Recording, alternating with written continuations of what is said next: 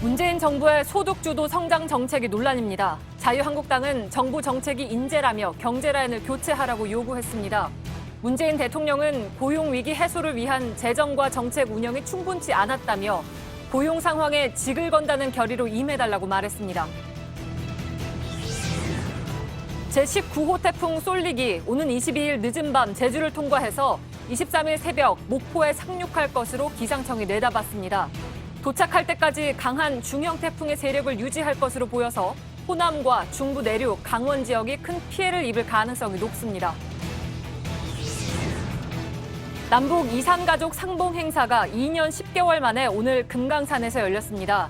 65년 넘는 세월 끝에 다시 만난 이산가족들은 지금 북측이 주최한 환영 만찬에 참석하고 있습니다. 국회 예산 심사 과정에서 증액하거나 새로 편성된 도로 및 철도 예산, 이른바 쪽지 예산 114건을 JTBC가 전수조사했습니다. 이들 가운데 한 푼도 쓰지 않은 사업이 19건이었습니다. 예산을 따냈다고 홍보하고 결국 돈을 집행하지 못한 국회의원과 그들의 사업 내용을 공개합니다. 헌법재판소에 파견됐던 현직 판사가 재판관들의 비공개 회의 내용 등을 뒷조사해서 대법원에 이메일로 보고하는 등 마치 정보원처럼 활동한 정황이 드러났습니다. 현재 회의뿐 아니라 고위 관계자에 대한 풍문까지 보고했습니다. 검찰이 안희정 전 충남지사에게 무죄를 선고한 1심 판결에 불복해 항소했습니다. 이번 판결이 대법원의 기존 판례와 맞지 않고 김지은 씨 측 진술이 제대로 받아들여지지 않았다는 주장입니다. 배우 고 장자연 씨의 휴대전화기 적대에 담겨있던 1년치 통화 내역을 검찰 과거사 진상조사단이 확보했습니다. 통화 내역에 성접대 의혹과 관련된 내용이 있는지 추적하고 과거 수사 과정에서 경찰이 이를 검찰에 넘기지 않은 경위도 확인하고 있습니다. 인천공항 제2여객터미널입니다. 유럽을 출발한 비행기가 도착하자 세관 직원들의 움직임도 바빠지고 있는데요. 휴가철 밀반입 물품 숨바꼭질, 잠시 후 밀착 카메라에서 전해드리겠습니다.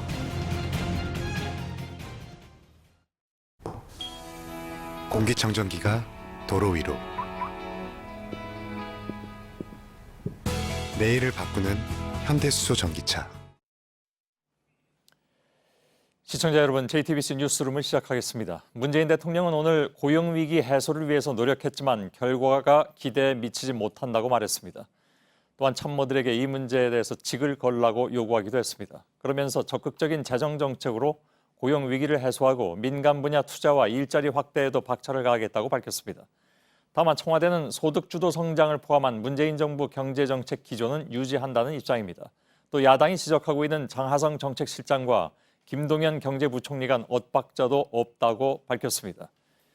물론 이에 대해서는 많은 이견이 나오고 있습니다. 청와대 취재하는 이성대 기자를 먼저 연결하겠습니다. 자, 문 대통령이 결과가 충분치 못했다고 언급한 것으로 전해지고 있는데 일정 부분 책임을 언급한 것으로 해석하면 됩니까? 네, 그렇습니다. 문재인 대통령은 정책 결과를 놓고 보면 충분하지 못했다는 걸 인정하지 않을 수 없다면서 사실상 처음으로 사과의 뜻을 내비쳤습니다. 일자리 정부를 자처했지만 현재까지는 제대로 실현되지 못했다는 점을 어느 정도 인정했다고 볼 수 있습니다. 동시에 문 대통령은 청와대와 정부의 정책 라인, 경제정책 라인 모두 성과를 내놔야 한다며 강하게 주문을 했는데 자, 그 발언을 직접 들어보시죠. 예. 청와대와 정부의 경제팀 모두가 완벽한 팀워크로 어려운 고용 상황에 정부가 최선을 다한다는 믿음을 주고 결과에 직을 건다는 결의로 임해줄 것을 당부합니다. 예, 청와대와 정부 경제팀의 팀워크를 언급한 것은 사실상 장하성 실장과 김동연 부총리 간의 엇박자 논란을 의식한 것으로 보이는데 청와대의 기본적인 입장은 엇박자가 없다 이런 입장이잖아요. 그렇습니다. 청와대 고위 관계자에 따르면 장하성 실장을 원칙을 얘기하는 거고 김 부총리는 실용을 얘기하는 거라서 두 사람 간의 엇박자라고 보는 건 잘못이다 이렇게 반박을 하고 있습니다. 실제로 청와대 내부의 기류를 취재를 해보면 알려진 것보다 두 사람의 관계가 나쁜 게 아니고 또 두 사람 간의 정책적인 입장 차도 크지 않다는 주장을 많이 하고 있습니다. 다만 보시는 것처럼 두 사람 간의 발언 차이들이 언론에서 계속 부각이 되고 또 계속해서 갈등설이 나오는 것도 분명한 만큼 문 대통령이 팀워크를 언급한 건 앞으로 두 사람 간의 이런 논란이 더 이상 나오지 않도록 조심하라는 경고의 메시지도 있다는 분석입니다. 예. 그 얘기는 뭐 잠시 후에 다른 리포트 통해서 좀 살펴보긴 하겠습니다만 아무튼 김 부총리는 정책 수정을 검토하겠다고 했고 장 실장은 기다려달라 이렇게 얘기하면서 현재 기조를 유지하겠다는 입장을 얘기했기 때문에 이걸 같은 맥락이라고 보긴 좀 어렵지 않겠냐 하는 분석이잖아요. 일단 청와대 설명에 따르면 장하성 실장은 소득주도 성장과 혁신성장, 공정경제라는 문재인 정부의 기본적인 경제 철학에 대해서 끝까지 흔들림 없이 가겠다는 거고, 자, 김동연 부총리는 그 과정에서 정책적인 어려움이 있는지 살펴보겠다는 거라서 결국 두 사람이 다른 이야기가 아니라는 입장입니다. 실제로 김의겸 대변인도 두 사람이 문제에 접근하는 방식이나 강조하는 지점이 다를 수는 있지만 서로 같은 이야기를 하고 있다. 이렇게 기자들 앞에서 이야기를 했습니다. 예. 다시 말해서 정책이나 기조의 큰 틀에서는 다른 바가 없기 때문에 두 사람 중에 누가 맞고 틀리다의 문제는 아니다라는 게 청와대 입장입니다. 그러면 두 사람 모두 성과를 내놓는 것이 우선이다 이런 뜻인 것 같은데 그럼 언제까지 성과를 내놓으란 주문도 나왔습니까? 일단 오늘은 구체적인 기한에 대해서 언급하진 않았지만 청와대 안팎에서는 사실상 올해 연말까지라는 분석이 우세합니다. 자, 어제 장하성 실장이 올해 연말쯤 되면 성과가 나올 것이다. 조금만 기다려달라고 이야기를 했기 때문입니다. 또 청와대 안에서도 최저임금이나 어떤 정책적인 그 정책들이 성과가 나오려면 조금 더 기다려야 된다는 인식들이 있기 때문입니다. 이 때문에 결론적으로 얘기해서 두 경제팀 모두 올해 연말까지 조건부 재신임을 받은 셈이라는 분석입니다. 예. 그런데 따지고 보면 연말이라고 해봤자 지금 한 넉 달 정도밖에 남지 않았습니다. 그러니까 늦어도 연말까지 고용 지표가 나아지지 않는다면 경제팀은 교체는 물론이고 소득주도 성장으로 대표되는 경제 기조도 수정될 가능성이 있다고 봐야 되는 겁니까? 일단 그 부분에 대해서는 설사 그렇다 할지라도 소득주도 성장이라는 정책 기조를 바꾸진 않겠다는 게 청와대의 입장입니다. 앞서 말씀드린 것처럼 소득주도 성장이나 혁신성장 같은 문재인 정부의 기본적인 철학은 흔들림 없이 이어가 나가겠다면서 다만 그 과정에서 정책적인 어려움이나 정책적인 실현 과정은 세심히 살펴보겠다는 게 청와대의 공식 입장입니다. 다만 소득주도 성장만 너무 부각이 되는 거에 대해서는 부담스러워하는 입장도 있습니다. 따라서 앞으로는 규제개혁 등을 통한 혁신성장 기조에도 더 방점을 찍겠다. 이런 게 청와대 입장입니다. 예, 이성대 기자였습니다. 청와대는 이렇게 장하성 정책실장과 김동연 경제부총리 간에 아무런 문제가 없다고 밝히고 있지만 적어도 현상적으로 나타나는 바로는 이런 해명이 잘 통하지 않는 부분이 있습니다. 대표적으로 고용 쇼크에 대해서도 서로 진단이 다르다 보니까 처방도 달리 나온다는 지적입니다. 이현 기자입니다. 어제 당정청 협의에선 재정 확대 외에 뚜렷한 대책은 나오지 않았습니다. 대신 지난 봄부터 계속된 장하성 청와대 정책실장과 김동연 경제부총리의 불협화음만 노출시켰습니다. 엇박자의 시작은 최저임금이었습니다. 경험이나 직관으로 봐서 최저임금 인상이 고용과 임금에 영향을 미쳤을 것이라고 하는 생각을 하고 있다. 총량으로 보아도 그러고 제조업 분야 등등에서 고용 감소 효과가 없다는 게 현재까지 결론입니다. 고용 쇼크에 대한 진단도 엇갈립니다. 그동안 추진해왔던 경제 정책에 있어서도 그간의 효과를 되짚어보고 필요한 경우에는 관계부처와 당과 협의하여 개선 또는 수정하는 방안도 필요하다면 검토해보도록 하겠습니다. 소득주도 성장, 혁신성장, 공정경제 정책들이 효과를 내기 시작하면 전 국민들이 성장의 성과를 체감하고 고용 상황도 개선될 것으로 확신합니다. 처방도 다릅니다. 김 부총리는 규제 혁신을 통해 기업의 투자를 유도하는 쪽에 무게를 둡니다. 반면 장 실장은 소득주도 성장의 효과를 확신한다며 다만 시간이 필요하다는 입장입니다. 단기 처방을 넘어선 대책을 내놓으려면 우선 경제팀 내 소통과 교감이 필요하다는 지적입니다. JTBC 이현입니다. 고용 쇼크의 후폭풍은 계속되고 있습니다. 야당은 문재인 정부의 소득주도 성장 정책이 완전히 실패했다고 주장하고 나섰습니다. 경제 라인 전면 교체도 요구하고 나섰습니다. 민주당은 일단 정부의 대책을 기다려보자는 입장입니다. 이 소식은 임소라 기자입니다. 만국적인 소득주도 성장 정책을 당장 폐기하라! 폐기하라! 앞으로의 국회 전략을 논의하기 위해 열린 자유한국당의 연찬회.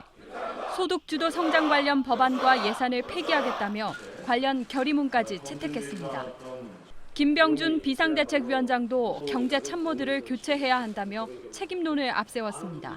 그야말로 사람의 잘못, 이 인재를 언제까지 가져갈 거냐라는 생각이 들고 정의당을 제외한 야3당은 공동전선까지 형성한 모습입니다. 제2의 IMF 사태가 도래했다. 일자리 대참사라는 한탄과 하소연이 연일 쏟아지고 있습니다. 연말까지 기다려달라는 아니한 판단으로 일관하고 있고 정부 여당은 재정 투입 확대라는 신물난 레코드만 제방하고 나아가 야당은 국회 운영위에 장하성 실장을 불러 문제를 따지겠다는 계획입니다. 소득주도 성장 폐기 문제와 여야정 상설협의체를 연계할 움직임도 엿보입니다. 민주당은 정책의 효과가 제대로 나타나기까지는 시간이 필요한 거라며 방어에 나섰습니다. 다소의 시간을 고통스럽지만 인내해야 할 것입니다. 이는 단순한 정책의 변경이 아니라 경제 패러다임의 변화이고. JTBC 임소라입니다. 어제 당정청이 머리를 맞대고 내놓은 대책의 핵심은 재정 확대, 즉 나라 돈을 더 풀겠다는 것이었습니다. 올해 20조 원에 이어서 내년에는 22조 원가량을 일자리에 쓰겠다는 내용입니다. 그러나 이미 정부가 편성한 일자리 예산의 실태를 살펴봤더니 그나마 30% 정도밖에 집행이 안 된 것으로 나타났습니다. 송승환 기자. 정부는 지난해 7월 중소기업 사업주가 청년을 정규직으로 채용하면 인건비를 지원하겠다면서 추가 경정 예산을 편성했습니다. 당초 청년 900명에게 45억 원을 지원하기로 했는데 실제로는 290명에게 14억 원 가량만 집행됐습니다. 3분의 1도 못 쓴 겁니다. 기업들이 얼마나 여력이 있는지 제대로 살펴보지 않고 예산을 편성한 탓입니다. 젊은 직원에게 하는 건 좋습니다. 정부에서 여러 가지 봉급을 올려주고 지원을 한다 그러지만 여력이 없습니다. 최저임금 인상으로 부담이 늘어난 소상공인을 돕기 위해 마련한 일자리 안정자금 3조 원도 현재 집행률이 36% 수준에 그칩니다. 정부의 독려에 신청률은 97%에 달했지만 정작 심사와 집행은 신속하게 이루어지지 않으면서입니다. 서류가 완벽하게 들어오면 좋겠지만 보완하고 뭐하고 하다 보면 그게 시간이 또 한 10일, 20일 금방 소요가 되지 않습니까? 또 워낙 지금 들어온 건수가 워낙 많다 보니까 처리하는 데 분명히 한계가 있어서. 국회 예산정책처도 최근 결산 보고서에서 일자리 사업이 예산 편성 단계부터 체계적으로 관리되지 못하고 있다고 지적했습니다. JTBC 송승환입니다. 북상 중인 19호 태풍 쏠릭의 예상 경로가 심상치 않습니다. 내일 모레인 22일에 제주에 이어서 목요일인 23일에 남해안에 상륙해서 한반도를 대각선으로 관통할 것으로 예상됩니다. 이 태풍은 위력이 강해질 여러 가지 요인을 갖고 있습니다. 순간 최고 풍속이 초속 40m에 이르고 시간당 50mm가 넘는 비를 뿌릴 것으로 보여서 큰 피해가 우려됩니다. 먼저 박상욱 기자입니다. 기상청이 오늘 언론 브리핑을 통해 19호 태풍 쏠릭에 대한 전망을 내놨습니다. 쏠릭은 22일 밤 제주도를 거쳐 다음 날 새벽 남해안에 상륙한 뒤 중부지방을 관통해 23일 밤 한반도를 빠져나갈 전망입니다. 태풍이 미칠 영향에 대한 예측도 나왔습니다. 쏠릭은 22일 오전부터 제주도에 영향을 미치기 시작하고 오후엔 남해안 지방도 영향권에 접어듭니다. 시간당 50mm, 하루 강수량 400mm가 넘는 강한 비와 함께 순간적으로 초속 40m의 강풍이 불 수 있습니다. 22일 밤 남부지방과 23일 새벽 충청도도 태풍의 영향권에 놓이게 됩니다. 23일 오전엔 수도권을 비롯한 강원도까지 영향권에 접어들면서 전국적으로 30에서 최고 250mm의 비가 내릴 전망입니다. 내륙에 상륙한 이후에는 한반도 상공에 고온다습한 공기와 만나 많은 비를 뿌릴 것으로 보입니다. 바람도 초속 30m 수준을 유지할 전망입니다. 기상청은 북태평양 고기압의 영향으로 지금의 예상 경로가 좀 더 서쪽으로 수정될 가능성도 남아있다고 밝혔습니다. 그래도 한반도는 여전히 태풍의 동쪽, 즉 위험 반원에 속할 가능성이 높아 상당한 피해가 우려됩니다. JTBC 박상욱입니다. 이번 태풍은 여러 가지로 만만치가 않아 보입니다. 오늘 오후에 기상청이 브리핑까지 열면서 설명을 했는데 당장 내일 또 어떻게 바뀔지 알 수는 없으나 적어도 우리나라의 상당 부분 영향을 끼칠 것은 분명해 보이죠. 한반도에 강한 중형 태풍이 직접 상륙할 것이란 사실, 이것은 6년 만에 처음 있는 일이기도 합니다. 피해가 없도록 준비를 해야 할 것은 분명해 보이는데 사회부 윤영탁 기자와 함께 자세하게 좀 짚어보도록 하겠습니다. 자, 기상청이 오늘 오후에 발표한 예상 경로를 보면 경로가 계속 좀 바뀌고 있는 것 같긴 합니다. 그렇습니다. 제19호 태풍 쏠릭이 발생한 이후에 기상청이 내놓은 예상 경로를 먼저 보시겠습니다. 예. 당초 동해상으로 빠져나갈 걸로 전망됐는데 어제 오전에는 여수 쪽으로, 또 오늘은 제주를 관통해 목포에 상륙할 걸로 전망했습니다. 예. 이대로라면 서해상으로 올라와서 수도권으로 상륙하는 걸로 경로가 바뀔 수도 있습니다. 지금 그 8월 20일로 되어 있는 것이 맨 왼쪽 선이죠? 네, 그렇습니다. 그러니까 목포를 통해서 충청도를 거쳐서 강원도 쪽으로, 속초 쪽으로 나가는 그 경로를 얘기하는 겁니까? 더 서해안 쪽으로 더 틀어져서 수도권으로 바로 직격할 수 있는 그럴 가능성도 남아 있습니다. 자, 이건 이제 북태평양 고기압이 한반도 쪽으로 더 확장하고 있기 때문으로 봐야 되는 거죠. 그러니까 확장하면 할수록 조금씩 서쪽으로 밀리는 거 아닙니까? 그러다 보면 수도권으로 올라올 수도 있다, 이런 예측이라는 얘기인가요? 네, 그렇습니다. 쉽게 설명을 드리면 어른과 아이가 부딪혔을 때 몸무게가 더 덜 나가는 아이가 더 많이 튕겨져 나가죠. 고기압과 태풍도 이런 관계로 비유하곤 합니다. 고기압이 어른입니까, 여기서? 네, 키도 크고 몸무게도 많이 나가는 어른을 고기압으로 비유합니다. 그러니까 어제 오후부터 다시 기온이 오른 것도, 또 태풍 경로가 아까 말씀하셨던 대로 서쪽으로 이동하는 것도 북태평양 고기압이 확장했기 때문입니다. 예. 이 질문을 계속하게 되는데 좀 더 객관적인 정보를 전달하기 위해서 이 질문을 하게 됩니다. 미국하고 일본의 전망은 어떻게 나옵니까?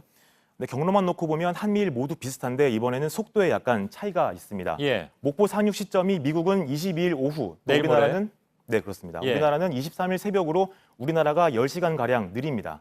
일본은 또 태풍의 중심이 한반도를 지나지 않고 서해안으로 이동해서 수도권으로 바로 상륙할 걸로 예측했습니다. 그건 북태평양 고기압이 좀 더 발달할 것이다, 이렇게 본다는 얘기죠, 그러니까. 근데 무엇보다도 이번 태풍이 강도가 굉장히 센 것 같습니까? 네, 맞습니다. 예. 지금 화면에 보이는 게 화면에 나올 텐데요. 오늘 천리안 유성이 촬영한 태풍의 영상입니다. 구름 모양이 이렇게 잡혀 있고 가운데 보시면 태풍의 눈도 뚜렷하게 볼 수 있습니다. 예. 올여름 우리나라에 접근한 태풍들에게선 볼 수 없었던 모습으로 이 사진만 봐도 위력을 알 수 있습니다. 태풍은 내일 더 강해져서 중심부엔 초속 43m의 바람이 불 걸로 보입니다. 예를 들면 비로 바로 맞으면 몸을 가누지 못하는 것은 물론 호흡이 힘들어서 보행 자체가 어렵고 가로수가 부러지는가 하면 자동차 와이퍼 작동도 안 되는 정도의 색입니다. 예. 2012년 볼라벤 같은 대형 태풍이 초속 50m 정도 수준입니다. 물론 육지에 상륙하게 되면 초속 20에서 30m대로 줄 전망입니다. 그러니까 우리나라에 상륙하기 전까지는 초속 40m 정도까지 예측되지만 올라서면 조금 바람은 약해질 것이다. 그렇습니다. 제주 해안에 직접 때릴 때는 40m 정도로 세력을 거예요? 유지할 걸로 전망됩니다. 예. 통상 이제 한반도 근처로 오면 세력이 약해지는데 쏠릭은 그렇지 않을 가능성이 있다면서요, 여러 가지 요인 때문에. 그렇습니다. 태풍은 북상하면서 바닷물로부터 에너지를 얻습니다. 따라서 수온이 높으면 더 큰 에너지를 얻게 되는 거죠. 예. 그래서 중위도로 넘어오면 수온이 낮아지거나 육지에 상륙하면 세력이 급격하게 약화됩니다. 그런데 쏠릭은 일본을 거치지 않고 바로 올라올 걸로 보입니다. 예. 한반도 주변 바닷물 온도도 30도 안팎으로 높고 또 태풍의 발달을 가로막는 상층부의 고기압도 없는 상태라서 강한 세력을 유지할 걸로 전망됩니다. 예. 걱정이군요. 근데 이 쏠릭 말고 또 다른 태풍이 하루 상관으로 올라오고 있다면서요? 그렇습니다. 20호 태풍 시마론이 지금 일본 오사카를 향해서 올라오고 있습니다. 쏠릭이 지난 16일, 시마론은 이틀 뒤에 발생했습니다. 그런데 시마론의 속도가 훨씬 빨라서 쏠릭을 따라잡고 있습니다. 두 태풍의 거리가 대략 1000에서 1200km 정도로 가까워지면 서로 간섭 혈상이 발생할 가능성이 커지는데요. 일본어자 이름을 따서 후지와라 효과라고 부릅니다. 예. 지금 저 거리가 같은 날짜의 태풍의 위치상의 거리를 얘기합니까? 830km라는 네, 것이? 맞습니다. 지금 예측대로라면 오는 23일 직선거리로 1000km 안, 그러니까 약 830km 정도 재보니까 나왔는데요. 예. 두 태풍이 유치하게 됩니다. 이때부터는 태풍이 정말 예측 불허 상황이 펼쳐질 수가 있는데요. 예. 비슷한 사례가 2012년 발생했습니다. 태풍 덴빈이 하루 먼저 발생해서 북상을 하다가 세력이 강한 볼라벤과 가까워지면서 경로가 이처럼 흐트러졌습니다. 예. 이래서 결국 볼라벤이 한반도에 더 먼저 도착했습니다. 예. 한 태풍이 다른 걸 흡수하면서 더 커지는 경우도 있습니다. 이 때문에 솔릭이 한반도를 빠져나간 뒤에도 경계를 늦추기 어려울 전망입니다. 요거 전 그림을 다시 한번 좀 뽑아 주세요. 두 태풍의 경로를 얘기했던 전 그림 있죠? 그걸 좀 아니 요 전에 이게 같은 날짜에 830km 거리라고 그랬잖아요. 네, 저희가 23일 예상치를 예측해 두고 거리를 한번 재본 겁니다. 그러면 이 태풍이 지금 시마론이 여기에 왔을 때 네. 우리나라에 왔던 솔릭은 요 정도 나가게 됩니까? 뭐 예상대로라면 그렇습니다. 예상대로라면. 더 가까워질 수도 있는 겁니다. 그러면 여기서 경로에 이변이 생길 수도 있다 그런 얘기가 되는 거죠? 그렇습니다. 그 전부터 그러니까 1000km 정도 안에 들어왔을 때 이 효과가 발생할 수 있다고 학계에서는 알려져 있는데 그 전에도 발생할 수 있고 물론 거리가 가깝다고 무조건 그 현상이 발생하는 것은 아닙니다만 가능성이 좀 높아져서 태풍의 경로가 정말로 우리가 예측할 수 없는 그런 방향으로 흐를 수 있는 가능성을 말씀드린 겁니다. 알겠습니다. 이 모든 것은 물론 예측이기 때문에 틀릴 수도 있는데 이제 가장 나쁜 상황은 저렇게 해서 두 태풍이 가까워져서 경로에 이변 현상이 생겨나서 동해안으로 빠져나간 다음에도 또 어떤 상황이 벌어질지 모르는 그런 매우 예측하기 어려운 상황 이렇게 봐야 되겠군요. 알겠습니다. 윤영탁 기자였습니다. 2002년 한반도를 관통한 태풍 루사는 역대 최악의 태풍 중 하나로 기록된 바 있습니다. 그런데 이번 태풍 솔릭의 경로와 강도가 루사와 매우 비슷하다고 하는군요. 당시에는 어떤 피해가 있었는지 어떻게 대비해야 하는지 오효정 기자가 짚어드리겠습니다.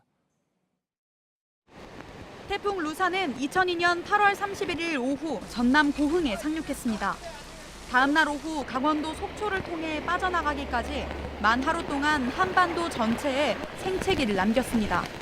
무려 213명이 숨지고 33명이 실종도 했으며 5조 원이 넘는 재산 피해를 냈습니다.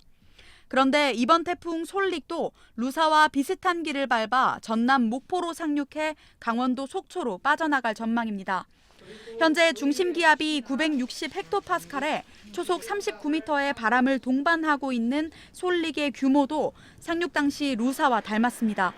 루사의 경우 하루 동안 최고 870mm의 기록적인 폭우가 쏟아지면서 피해가 커졌습니다.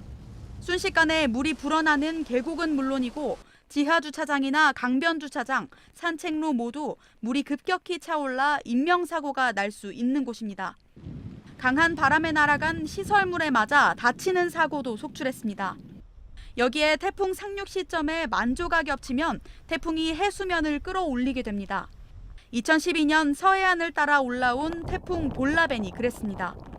따라서 저지대 해안가 주민들은 미리 안전한 곳으로 대피해야 합니다.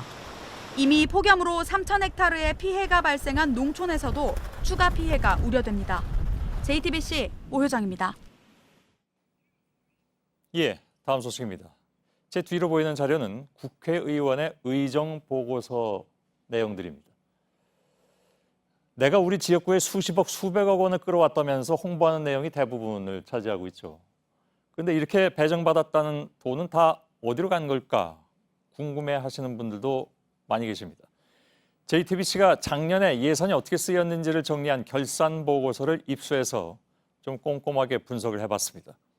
그랬더니 지역의 도로 사업비를 증액했다고 홍보했던 한 의원의 경우에 실제 집행률을 따져보니까 50%도 안 되는 사업이 5개나 됐습니다.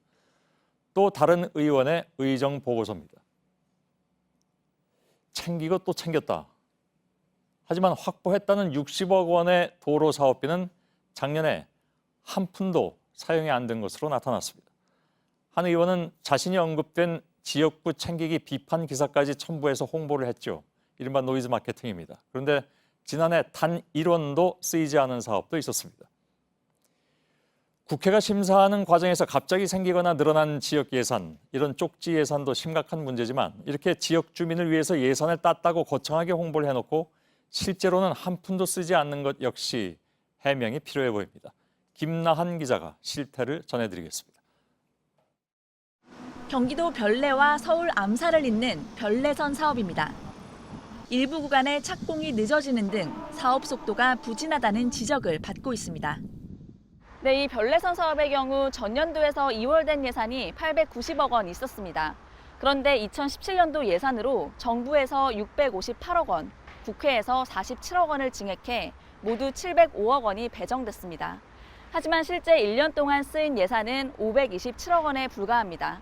1,067억 원은 다음 해로 넘어가는 겁니다. 실제 집행률은 33%에 불과합니다. 별내선은 민주당 윤호중 의원이 의정보고서에 예산 확보를 홍보했던 사업입니다.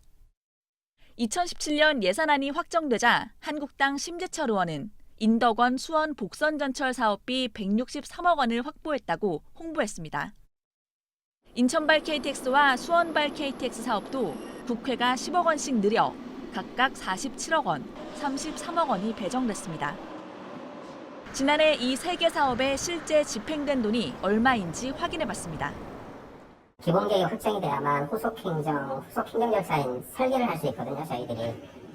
그러니까 그 설계가 지연되는 바람으로 인해가지고 설계비가 이제 이월된 부분이 있습니다. 지난해 예산이 전혀 쓰이지 않았다는 겁니다. 이번엔 도로 사업입니다. 당시 국회 예산결산특위 위원이었던 한국당 김도읍 의원은 기재부 지원액을 상향 조정하면서까지 도로 예산을 확보했다고 홍보했습니다. 두 곳의 도로 사업비로 각각 28억 원, 55억 원을 따냈다는 건데 정부 안에 없던 예산이었습니다. 소위 민원성 예산입니다. 하지만 지난안에 쓰인 돈은 각각 3억 6천만 원과 8억 9천만 원, 실 집행률로 따지면 둘 다 10%대입니다. 한 사업을 놓고 예산을 따냈다며 동시에 홍보한 경우도 있습니다. 당시 국민의당 소속 손금주 의원은 정부 안에 없던 예산을 확보했다며 한 국도 사업을 예로 들었습니다. 그런데 민주당 이계호 의원 역시 해당 도로의 예산 확보를 홍보했습니다. 하지만 국토부 자료에 따르면 지난해 집행된 돈은 없었습니다. 해당 의원들은 집행될 것으로 알고 증액한 것이라거나 올해 3월에 집행이 완료됐다, 지역 주민들과 협의 중이라고 설명했습니다. 또 집행 등 구체적인 건 시청이나 도청에 확인해야 한다거나 노선이 변경되면서 집행이 조금 늦어졌다는 입장도 있었습니다. JTBC 김나은입니다. 예, 지금부터는 일단 따내고 보자는 지역구 예산 챙기기의 문제점을 짚어보겠습니다. 서복현 기자가 지금 나와 있습니다. 예, 작년에 도로와 철도 예산 중에 막판에 증액된 게 몇 건이나 됩니까? 예, 2016년 말에 확정된 2017년 예산 중에서요, 국회가 신규 편성하거나 증액한 특정 지역의 도로와 철도 사업을 뽑아보니 모두 114건이었습니다. 예. 이 중 2016년 2월액과 2017년 예산을 더한 돈 중에 지난해 실제 공사에 쓴 돈의 비율, 즉 실집행률을 따져봤더니 114건 중 실집행률이 50%도 안 되는 사업이 47건, 약 41% 정도였습니다. 단 1원도 쓰지 않은 사업도 19건이나 됐습니다.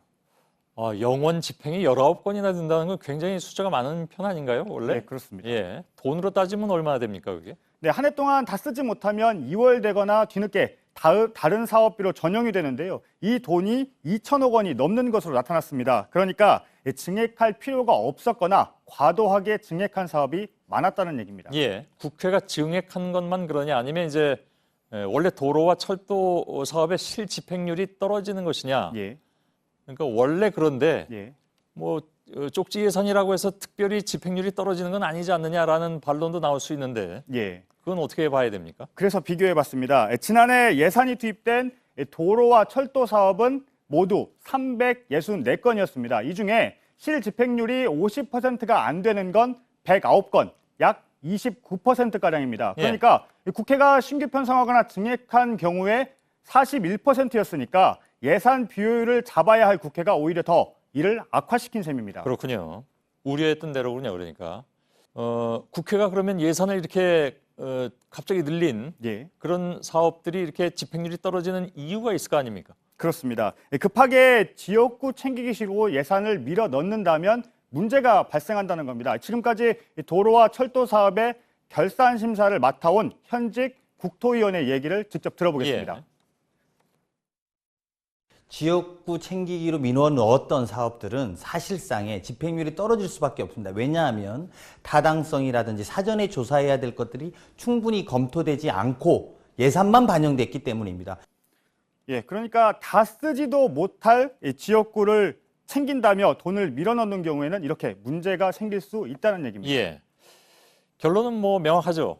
이렇게 쓰지도 않을 예산을 묶어두느니 그걸 더 효율적인 곳에 쓸 수가 있었는데 예. 그놈의 쪽지 예산 때문에 예. 이렇게 결과가 이렇게 나왔다는 얘기잖아요. 그죠? 더 쓸 수 있는 곳에 못 썼다는 얘기니까요. 예, 서복현 기자였습니다.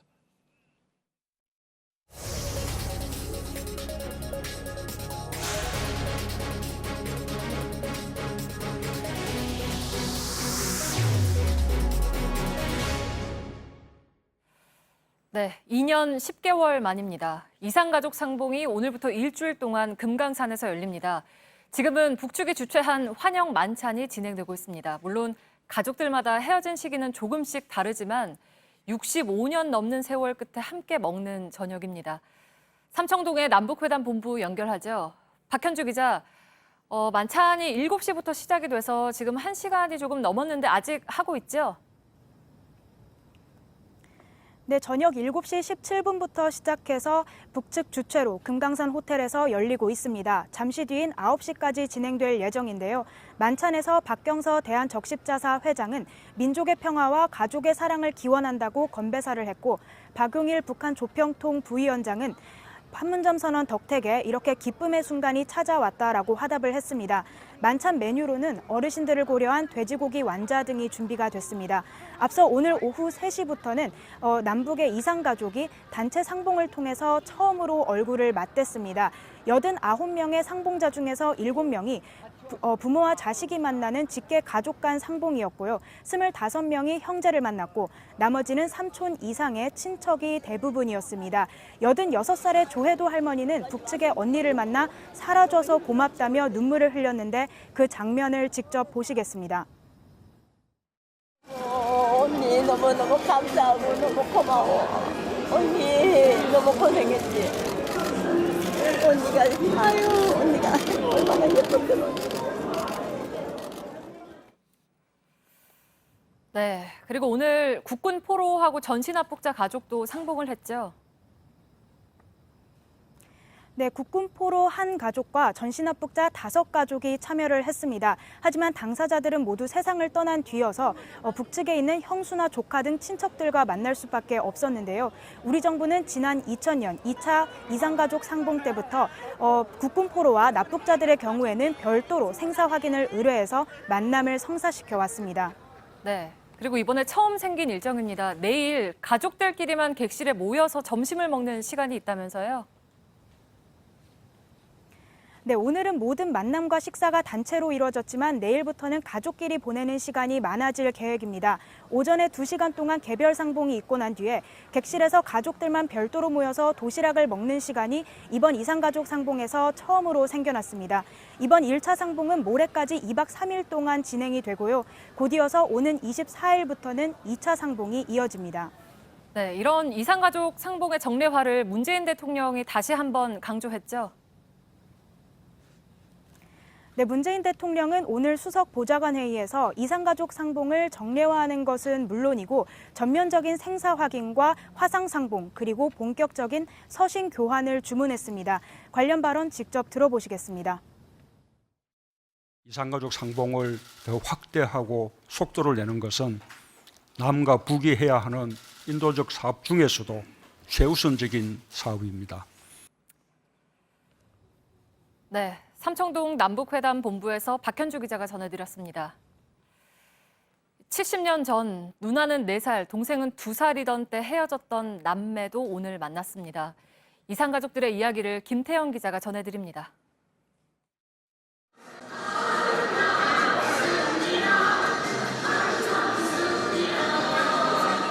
남과 북에 모두 친숙한 노래가 흘러나오는 상봉장 곳곳은 이미 눈물바다입니다. 9순을 넘긴 백발의 이금섬 할머니는 65년 전 헤어진 아들을 만날 생각에 발걸음이 빨라집니다. 그리워하던 아들의 얼굴이 보이자 한 걸음에 달려가 아무 말 없이 아들을 와락 껴안습니다.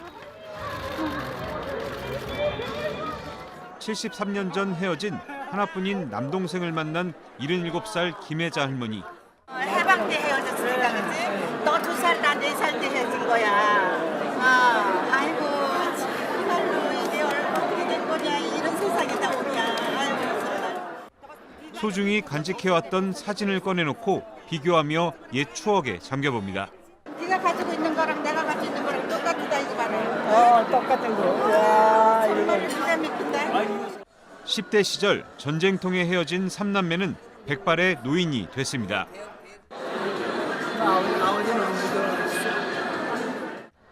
이번 상봉의 최고령자인 101살 백성규 할아버지는 북측의 며느리와 손녀를 만났습니다. JTBC 김태영입니다. 네, 존 볼턴 미국 백악관 국가안보보좌관이 폼페이오 국무장관이 곧 평양을 방문할 것이라고 말했습니다. 또 김정은 위원장과 면담이 성사되길 기대한다고도 했습니다. 정효식 특파원입니다. And I think Secretary Pompeo will be returning to Pyongyang soon for his fourth visit. With direct talks with Kim Jong-un? Well, that's what Do you we know expect. that? 볼턴 보좌관이 미 정부 고위 당국자 중 처음으로 폼페이오 장관의 4차 방북이 임박했다고 확인했습니다. 지난달 방북된 이루어지지 않은 김정은 위원장과 면담이 성사되길 기대한다는 뜻도 밝혔습니다. 비핵화 협상의 돌파구를 열기 위해선 김 위원장과 담판 성사가 결정적 변수라고 보기 때문입니다. 볼턴 보좌관은 1년 내 비핵화는 4.27 정상회담에서 문재인 대통령이 제안하고 김 위원장이 동의한 것이라고 또다시 빠른 비핵화를 압박하기도 했습니다. 트럼프 대통령이 이달 초 친서에서 김 위원장에게 폼페이오 장관과 면담을 제안했다는 사실을 공개한 것도 볼턴입니다. 그럼 볼턴이 김 위원장과 면담 성사에 대한 기대감까지 밝힌 겁니다. 이번 담판에서 핵신고와 종전선언 빅딜 성사가 이루어지거나 최소한 근접해야 멈춰선 비핵화 시계를 다시 돌릴 수 있다는 판단 때문으로 분석됩니다. 워싱턴에서 JTBC 정효식입니다. 서울대 공원에서 심하게 훼손된 채 발견된 50대 남성의 사망 원인이 1차 부검에서 밝혀지지 않았습니다. 휴대전화 통화를 분석한 결과 이 남성은 이달 초까지도 살아있었던 것으로 보입니다. 경찰은 남성과 통화한 주변 인물을 조사하면서 근처 CCTV를 분석해 용의자를 쫓고 있습니다. 공다솜 기자입니다. 서울대공원 근처 주차장과 청계산 등산로 숲을 등에서 훼손된 채 발견된 50대 남성의 부검 결과가 사인 불명으로 나왔습니다. 국립과학수사연구원은 시신부패가 심해 정확한 사망 원인을 알 수 없다고 밝혔습니다. 국과수는 특별한 외상이 없다는 점에서 이 남성이 질식이나 약물 등으로 죽었을 가능성도 열어두고 있습니다. 경찰은 이 남성의 휴대전화 사용 기록을 토대로 이달 초까지 통화를 한 것으로 파악했습니다. 이를 근거로 이달 10일 전후에 사건이 발생한 것으로 추정하고 있습니다. 경찰은 주변 CCTV를 분석해 시신이 담긴 비닐봉지를 두고 달아난 용의자를 찾는 데 수사력을 집중하고 있습니다. JTBC 공다솜입니다. 전북 전주에서 길 가던 여고생의 머리를 벽돌로 내려친 20대 남성이 경찰에 붙잡혔습니다. 일주일 전에 헤어진 여자친구와 닮았다는 게 범행의 이유입니다. 이수정 기자입니다. 어두운 밤 여학생 2명이 가방을 메고 트럭 옆으로 걸어갑니다. 잠시 뒤 한 남성이 뒤따라오더니 상가 앞에 놓인 벽돌을 집어듭니다. 약 20분 뒤 24살 문모 씨는 17살 입모양의 머리를 벽돌로 내리쳤습니다. 지난 17일 밤 11시 반쯤 전북 전주시의 한 아파트 단지에서 벌어진 일입니다. 문 씨는 임양이 친구와 헤어지고 혼자가 되자 범행을 저질렀습니다. 비명소리를 듣고 나와서 보니까 여기가 신발이 있고 빨간 벽돌이 있어서 저기 피 자국이 있고. 임양은 머리를 5반을 꿰매는 부상을 당했습니다. 인근 하천변으로 달아난 문 씨는 이틀 뒤 범행 장소에서 1.5km 정도 떨어진 자신의 빌라에서 경찰에 붙잡혔습니다. 지나가는 여학생 그 뒷모습을 보고 일주일 전에 헤어졌던 그 여자친구의 생각이 나서 경찰은 문 씨에 대해 살인미수 혐의로 구속영장을 신청했습니다. JTBC 이수정입니다. 오늘 새벽 5시쯤 충북 청주의 한 거리에서 21살 연모 씨가 동갑내기 여자친구 고모 씨를 밀쳐 고 씨가 뇌출혈로 의식을 찾지 못하고 있습니다. 경찰에 체포된 염 씨는 여자친구가 다른 남자에게 호감이 있는 것 같아 말다툼하던 중 손으로 밀었다고 진술했습니다. 1심에서 무죄 선고가 나온 안희정 전 충남지사의 성폭력 사건에 대해서 검찰이 오늘 항소를 했습니다. 검찰은 이번 판결이 기존 대법원 판례와 맞지 않고 재판부가 전문 심리위원들의 분석 내용도 배척했다고 주장했습니다. 먼저 박준우 기자입니다. 검찰은 항소장을 통해 재판부가 위력 행사를 인정하지 않은 걸 먼저 문제 삼았습니다. 안희정 전 지사의 사건보다 훨씬 더 성폭력으로 보기 어려운 사안도 대법원에서 유죄로 판단한 여러 판례가 있다는 겁니다. 또 검찰은 통화 내역 등 증거가 있는데도 재판부가 피해자 김지은 씨 측 진술을 받아들이지 않았다고도 했습니다. 이에 비해 안 전 지사 측 얘기는 검증이 필요한데도 그대로 인정했다며 이 부분을 항소심에서 다투겠다고 했습니다. 또 전문 심리위원들이 김지은 씨 심리를 분석한 내용도 제대로 반영하지 않았다는 점도 항소 이유로 들었습니다. 심리위원 중 한 명은 김 씨가 성적으로 길들여지는 이른바 그루밍 상태였을 가능성을 제기했습니다. 그러나 재판부는 그루밍이 주로 미성년자에게 일어나는 것이라며 받아들이지 않았습니다. 김 씨는 고학력 여성이고 사회 경험도 많아 미성년자와 다르다고 본 겁니다. 오늘 검찰이 조목조목 반박 입장을 담은 항소장을 제출하면서 향후 2심에선 안 전 지사가 위력을 행사했는지 누구의 진술에 신빙성이 있는지 공방이 예상됩니다. 전문가 의견을 재판부가 받아들일지도 주목됩니다. JTBC 박준우입니다. 판결문을 보면 재판부는 김지은 씨의 심리 상태가 일반적인 성폭력 피해자로 보기 어렵다고 판단했습니다. 즉 성폭력을 당한 후에 안 전 지사를 계속 수행했다는 점 등을 예로 들었습니다. 이에 대해서 일부 정신과 전문의들은 재판부의 자의적 판단이 컸다고 분석했습니다. 김지아 기자입니다. 서울 마포의 한 오피스텔입니다. 지난 2월 안 전 지사는 대전에 있던 김지은 씨를 이곳으로 불렀습니다. 판결문에 따르면 김 씨 측은 당시 거절 의사를 보였지만 안 전 지사는 늦더라도 오라고 재촉했다고 주장했습니다.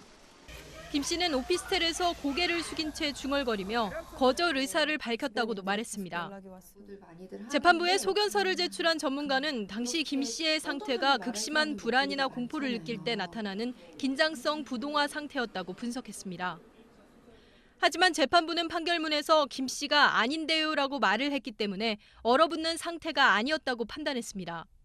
이게 심리적으로 얼어붙었다, 프리징했다는 거지 신체적으로 얼어붙었다는 뜻은 아니거든요. 즉 피해자가 대답을 하고 어떤 행동을 했다고 해서 긴장성 부동화 상태가 아니었다라고 말할 수는 없는 건데 또 재판부는 김 씨가 성폭력을 당한 이후에도 지속적으로 안 전 지사를 수행한 점을 들며 일반적인 성폭력 피해자의 모습이 아니었다고 설명했습니다.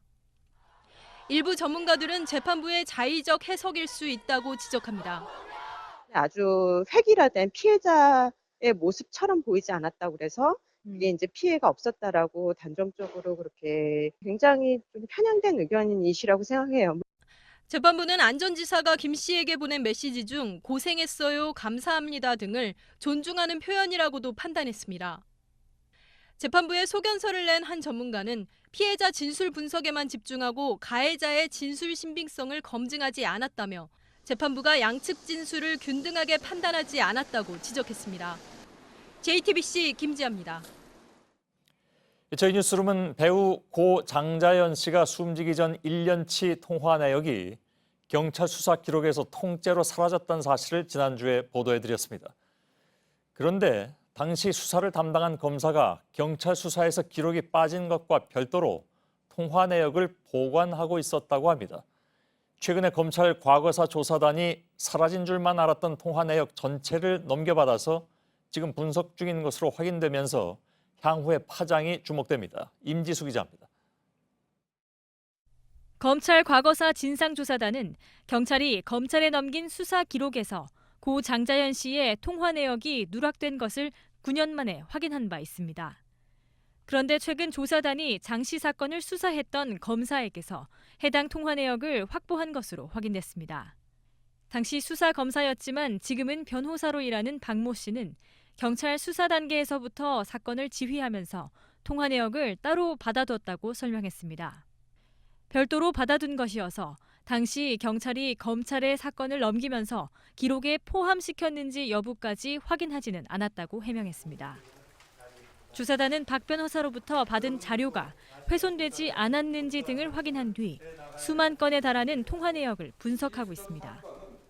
특히 성접대 의혹과 관련해 고위 인사와 통화한 내용이 있는지도 확인할 방침입니다. 조사단은 과거 경찰이 통화 내역을 고의로 누락하거나 빼돌렸는지 여부도 조사 중입니다. JTBC 임지수입니다. 검찰의 사법농단 수사에서도 매일 새로운 단서가 포착되고 있습니다. 이번에는 양승태 대법원장 시절의 법원 행정처가 헌법재판소에 파견된 판사를 마치 정보원처럼 썼던 정황이 나왔습니다. 수건사업인 상고법원의 걸림돌로 판단된 헌법재판소를 견제하기 위해서 내부의 민감한 정보를 수집했다는 것입니다. 법원은 이렇게 얻은 정보로 헌재의 오류를 지적하는 지하철역 광고를 내거나 헌재 고위 간부의 흠집을 내려 했던 것으로 파악됐습니다. 법원이 마치 정보기관 같았습니다. 이가혁 기자입니다. 검찰은 임종헌 전 법원행정처 차장에게서 확보한 USB 저장 장치를 분석하다 수상한 이메일을 찾아냈습니다. 2015년 2월부터 올해 2월까지 헌법재판소 연구관으로 파견된 최모 부장판사가 쓴 글이었습니다.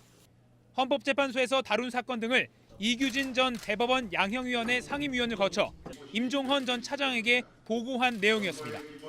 내용 중엔 헌법재판소장 등 9명의 재판관들이 비공개로 논의하는 평의 내용도 담겼습니다.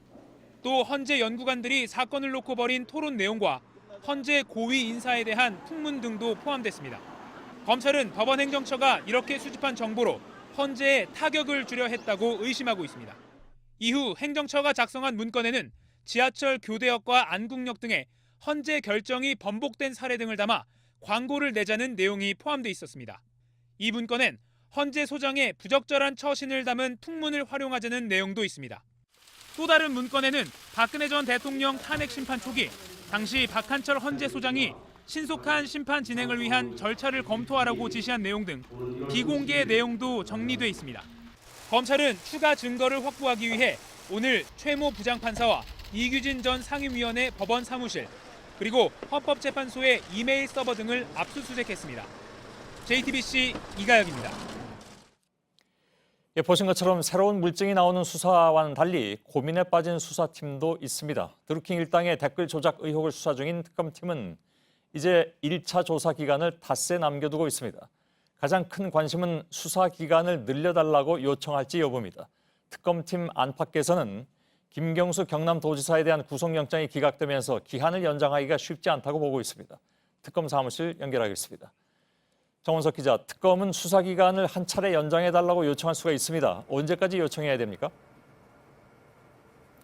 네, 특검법에 따르면 수사가 끝나기 사흘 전까지 문재인 대통령에게 연장을 요청할 수 있습니다. 오는 토요일인 25일에 수사가 종료되기 때문에 사흘 전인 22일, 그러니까 수요일까지 요청을 해야 합니다. 드루킹 특검 이전엔 지금까지 12번의 특검이 있었는데요. 드루킹 특검처럼 수사 기간 연장에 대통령의 승인이 필요했던 건 모두 6번입니다. 이 가운데 3번은 연장이 승인됐고요. 대북 송금 특검과 내곡동 사저 부지 특검, 그리고 최근 최순실 국정농단 특검은 받아들여지지 않았습니다. 예, 그러면 특검이 기한 연장을 요청하면 대통령은 그걸 또 이제 판단을 해야 되는 상황이긴 한데 그 전에 특검은 어떤 입장입니까? 그러니까 당초 오늘 연장 요청을 할지 결정할 것으로 알려졌는데 아직 얘기가 안 나오고 있습니다. 네, 원래 특검이 오늘 연장 여부에 대해서 결론을 내릴 것이란 관측이 많았습니다. 하지만 특검은 오늘 공식 브리핑에서 연장 요청을 할 수 있는 기한인 모레 수요일에 최종 입장을 발표하겠다고 했습니다. 내부적으로는 수사 기간을 연장해달라고 요청하지 말고 김 지사를 불구속으로 재판에 넘기면서 이대로 끝내자는 목소리에 힘이 실리고 있다고 합니다. 예, 내부에서도 그런 얘기가 나오는 건 어떤 이유 때문입니까? 네, 아무래도 결정적 물증이 없기 때문이라는 분석인데요. 기본적으로 김 지사의 선거법 위반 혐의는 드루킹이 진술을 번복하면서 김 지사에 대한 구속영장 혐의에는 포함시키지도 못했습니다. 또 댓글 조작을 통해 포털 사이트 업무를 방해한 혐의에 대해서도 법원은 다툼의 여지가 있다며 인정하지 않았는데요. 사실상 강제 수사를 위해서 동원할 수 있는 방법은 모두 쓴 상황에서 수사 기간이 늘어나봤자 실익이 없다, 이렇게 판단하고 있는 것으로 보입니다. 다만 특검 일각에선 김 지사에 대해서 수사를 보완한 뒤에 구속영장을 다시 청구하자, 이런 얘기도 나온다고 합니다. 예, 특검 사무실에 나가 있는 정원석 기자였습니다. 삼성의 노조 파괴 의혹은 지난 2013년에 이른바 S그룹 노조 파괴 문건이 JTBC 뉴스9에 의해 공개되면서 큰 파장을 부른 바 있습니다. JTBC가 보도해드리고 벌써 5년이 지났는데 검찰은 최근에 옛 삼성그룹 미래전략실 임원으로부터 관련 문건을 작성하는 데 개입했다는 취지의 진술을 확보했습니다. 강버들 기자입니다. 삼성의 노조 파괴 사건을 수사 중인 검찰은 옛 삼성그룹 미래전략실 부사장 강모 씨를 지난 10일 불러 조사했습니다. 강 씨는 검찰 조사에서 2012년 S그룹 노사전략 문건 작성을 지시하고 보고를 받아 활용한 사실을 일부 시인했습니다. 문제인력 사찰 등 노조 설립을 방해하는 방안을 담은 이 문건은 2013년 JTBC 보도로 처음 공개됐습니다. 그룹 차원의 개입이 의심됐지만 삼성 측은 이를 부인했고 당시 검찰도 삼성그룹이 작성했는지 확인할 수 없다고 했습니다. 하지만 최근 수사를 재개한 검찰은 관련자 진술과 강 씨의 컴퓨터 압수수색에서 발견된 문건을 근거로 미래전략실이 문건 작성과 활용에 적극 개입했다고 보고 있습니다. 이에 따라 검찰은 문건을 작성한 것으로 지목된 삼성경제연구소를 오늘 오전부터 압수수색했습니다. 검찰은 문건 작성에 추가로 개입한 윗선이 있는지 추적할 방침입니다. JTBC 강버들입니다. 지난주에 나온 국민연금 개편안에 대해서 시민들의 불안과 불신이 여전합니다. 앞으로 내가 내야 할 돈이 얼마나 늘어나는지 설명이 명쾌하지 않았기 때문입니다. 그런데 국가가 지급을 보장한다는 내용이 결국 빠졌습니다. 신뢰 회복이 시급해 보입니다. 이정엽 기자입니다. 정부 자문위가 내놓은 두 가지 국민연금 개편안은 즉시 또는 단계적으로 보험료를 올리는 내용을 담았습니다. 그런데 여기서 그치지 않고 장기적으로는 보험료를 더 올릴 여지를 남겨뒀습니다. 특히 수급 연령도 늦추지 않으면서 소득 대체율을 45%로 유지하는 제1안의 경우 2034년까지 보험료율을 12.3%로 올린 뒤 이후 재정 계산을 할 때마다 보험료를 다시 크게 올려야 합니다. 그런데 개편안엔 재정 상황을 봐야 한다고만 돼 있을 뿐 얼마나 더 올릴지 언급이 없습니다. 자문위는 최대 25% 정도로 추산했지만 공식 발표에선 빠진 것으로 알려졌습니다. 자문위는 오늘 오후 보험료율 25%는 전혀 고려하지 않는다며 진화에 나섰습니다. 하지만 불 씨는 좀처럼 수그러들지 않고 있습니다. 국가의 지급보장 명문화를 뺀 것도 이해하기 어렵다는 반응입니다. 믿을 만한 설명이 있기보다는 부정적인 부분들만 자꾸 나오니까 아무래도 국민의 한 사람으로서 좀 우려스럽다는. 개편안이 여론의 문매를 맞으면서 정부가 이미 완전히 다른 안을 마련했다는 추정까지 나오고 있습니다. 전문가들은 연금의 상태를 있는 그대로 상세히 밝히는 것부터 다시 시작하라고 조언하고 있습니다. JTBC 이정엽입니다. 잇따른 차량 화재로 BMW가 오늘부터 리콜에 들어갔습니다. 하지만 여전히 문제가 많습니다. 업체 측이 부품이 없다며 갑자기 예약을 취소하는가 하면 언제 되는지도 제대로 알려주지 않고 있습니다. 그리고 오늘도 BMW 차량에서 불이 났습니다. 전다빈 기자입니다. 내일 리콜을 받기로 했던 BMW 차주 이모 씨는 어제 갑자기 리콜 전담센터에 연락을 받았습니다. 부품이 없어 예약된 날짜를 미뤄야 한다는 통보였습니다. 부품 수급이 되지가 않는다라고 하면서 한 달 가까이 지금 운행을 못하고 있는 상황인데 또 한 달 반 정도 또 밀렸기 때문에 답답한 그런 상황입니다. 부품이 언제 들어올지 몰라 예약을 잡기도 어렵습니다. 부품이 와야지 작업이 순차적으로 진행이 되는데 추석 지나고서 부품 수급이 될 것 같아요. 원래는 예약 자체에 걸 수가 없어요. 이상 있는 차들이 부품 오면 그걸 먼저 해야죠. 늑장 리콜 논란에 이어 이번엔 깜깜이 리콜이 벌어지며 차주들의 불만도 커지고 있습니다. 왜 홈페이지에 없어요? 080에서도 얘기를 안 해주고 왜 알아서 하라는 건지 문자도 없고 정말 너무 무책임해가지고. 화재도 이어지고 있습니다. 오늘 오후 중부 내륙고속도로를 달리던 BMW 520D에서 불이 나 차량이 완전히 탔습니다. JTBC 전다빈입니다. 네, 이렇게 자동차에서 불이 났다는 소식이 잇따르면서 특히 터널 안에서 불이 날까 걱정하는 분들 많습니다. 저희가 직접 실험해봤습니다. 천장이 막힌 곳에서 불이 났을 때 30초 만에 시커먼 연기가 주변으로 퍼졌습니다. 이럴 때 빨리 대피하는 게 살 길입니다. 대피하는 데에도 요령이 있습니다. 소효정 기자가 알려드립니다. 터널 안 자동차가 불길에 휩싸였습니다.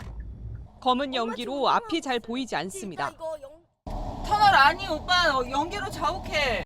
지난달 30일 인천 북항터널에서 BMW에 불이 났을 당시 영상입니다. 천장이 막혀있는 터널에선 연기가 빠르게 번지는 데다 산소가 없어 유독가스까지 발생합니다. 실제로 전문가의 안전협조를 받아 실험을 해보니 밀폐된 세트장이 연기로 가득 차기까지 30초도 걸리지 않았습니다. 제가 지금 터널을 가장한 세트장 차 안에 들어와 있습니다. 차에 이렇게 불이 붙으면 차 안으로 옮겨 붓기까지 10분에서 15분 정도밖에 걸리지 않는데요. 이렇게 차 열쇠를 꽂아두고 재빨리 대피를 해야 됩니다. 차를 갓길에 옮긴 뒤 바로 대피를 해야 되는데요. 이렇게 나와서 바람이 부는 반대 방향으로 재빨리 탈출해야 됩니다. 자동차가 차로 안 가운데에 설치가 세워져 있는 상태로 실제로 대형 펌프카가 진입을 못해서 아주 애를 먹었던 그런 경험들을 토로. 화재 초반엔 직접 불을 끌 수도 있지만 주의할 부분이 있습니다. 이렇게 차량용 소화기를 가지고 다니더라도 이 틈으로 화염이 보이거나 이 보닛이 손을 대지 못할 정도로 뜨겁다면 보닛을 열면 안 됩니다. 자칫하면 산소가 유입되면서 불길이 더 커질 수도 있기 때문입니다.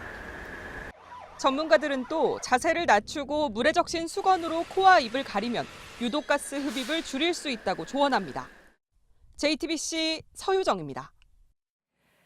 규모 7.0의 강진으로 최소 480명이 숨진 인도네시아 휴양지 롬복에 2주 만에 규모 6.9의 강진이 발생했습니다. 보고된 사망자만 최소 10명입니다. 세계 지진학계는 환태평양 조산대 이른바 불레고리 지역을 중심으로 강진이 발생하는 빈도가 빠르게 증가할 거라고 내다봤습니다. 이지은 기자입니다. 주민들이 건물에서 뛰쳐나옵니다. 담벼락은 형체를 알아볼 수 없을 정도이고 도로는 붕괴 직전입니다. 현지 시각 19일 밤 10시 56분쯤 롬복 북동부에서 규모 6.9의 강진이 발생했습니다. 이날 오전에도 인근에서 규모 6.3 지진이 일어났습니다. 2주 전 발생한 규모 7.0 지진 등 롬복에서만 지난달 29일 이후 5번째 강진입니다. 국제지질학계는 한 곳에서 단기간에 강진이 끊이지 않는 건 매우 이례적으로 평가하고 있습니다. 호주판, 유라시아판 등 주요 지각이 동시에 만나는 지역적 특성을 고려해도 빈도와 규모가 일반적이지 않다는 설명입니다. 최근 피지와 코스타리카 등에서도 규모 6.0에서 8.0의 지진이 발생하는 등 불레고리에서 지진 활동이 활발해지는 추세입니다. 미국 콜로라도대 연구팀은 지구의 회전 속도는 주기적으로 달라지는데 속도가 늦춰지면 대지진 발생 가능성이 늘어난다고 했습니다. 이 때문에 지난해 6번이었던 규모 7.0 이상의 강진은 올해부턴 20회 이상 일어날 수 있다는 분석입니다. 우리 정부는 발리섬과 인접한 롬복에 대한 여행 경보를 2단계 여행 자제로 상향 유지하고 있습니다. JTBC 이지은입니다. 대한불교조계종 설정 총무원장의 탄핵 여부가 이틀 뒤 원로회의에서 결정됩니다. 설정 스님이 물러난다 해도 전국 승려대회는 26일 일요일에 열기로 했습니다. 이 자리에서 종단 운영에 불교 신자가 참여하는 안까지 나올 걸로 보입니다. 불교계 개혁을 놓고 한동안 대립이 이어질 것 같습니다. 강나현 기자입니다. 불교계 개혁을 요구하는 스님들과 제야불교 시민단체들이 조계종 원로회의를 앞두고 기자회견을 열었습니다. 원로회의에서 설정 총무원장의 퇴진이 결정나더라도 불교계 개혁 논의를 계속 이어가자고 말했습니다. 조계종 종단의 운영 방식을 바꾸지 않는다면 지금의 권력 다툼은 주인공만 바뀔 뿐 언제든 반복될 수 있다는 주장도 덧붙였습니다. 돈을 소유한 자들은 권력까지 가지게 되어 패거리를 지어 이익을 나누는 정치 집단이 되어버렸다. 이들은 22일 열리는 원로회의 결과와 상관없이 전국의 스님들이 모이는 승려대회를 열기로 했습니다. 23일 예정됐던 승려대회는 태풍 피해를 우려해 26일로 늦춰졌습니다. 승려대회에선 총무원장을 직접 선거로 뽑고 출가하지 않은 불교 신자들이 종단 운영을 하면서 스님은 수행과 포교에 집중할 수 있도록 하는 개혁안이 논의됩니다. 반면 조계종 내부에선 설정 스님이 물러나면 기존의 종원종법 내에서 새로운 총무원장을 뽑겠다는 계획입니다. 조계종 교구본사의 주지협의회는 24년 만에 열리는 승려대회에 반대하며 맞불 집회를 예고했습니다.